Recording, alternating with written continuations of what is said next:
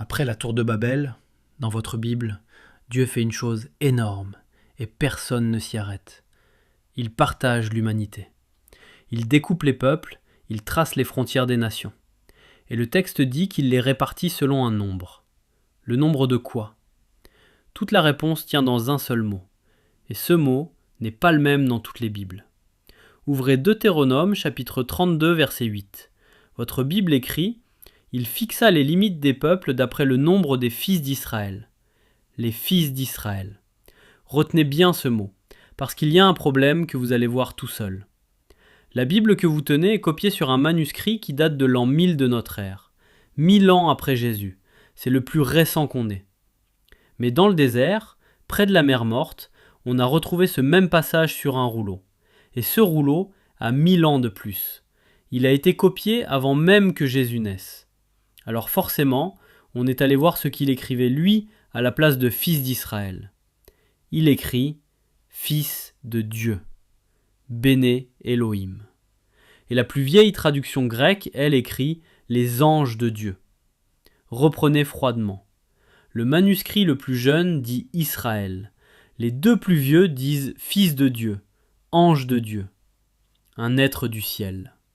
Le seul qui parle d'Israël, c'est le dernier arrivé. Et là, tout se met en place. Parce que Babel, c'est quand ? C'est avant Abraham, avant Jacob, avant qu'un seul fils d'Israël respire sur cette terre.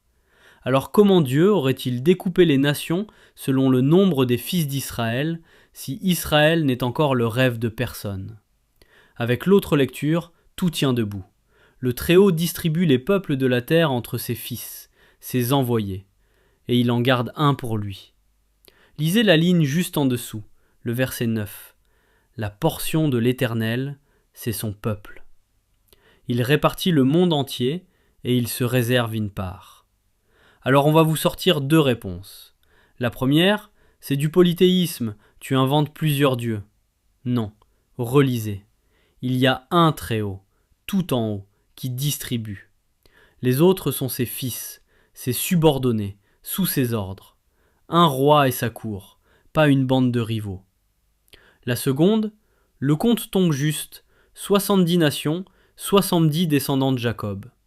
Joli, sauf que ces 70-là ne naîtront que des siècles plus tard.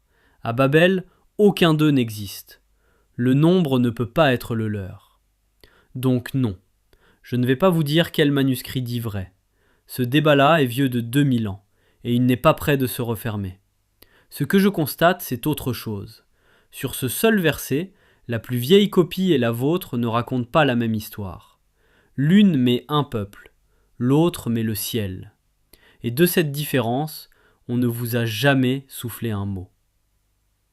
Alors ce soir, une question va rester allumée. Combien d'autres versets, dans votre Bible, ont perdu un mot en chemin sans que personne vienne vous le dire ?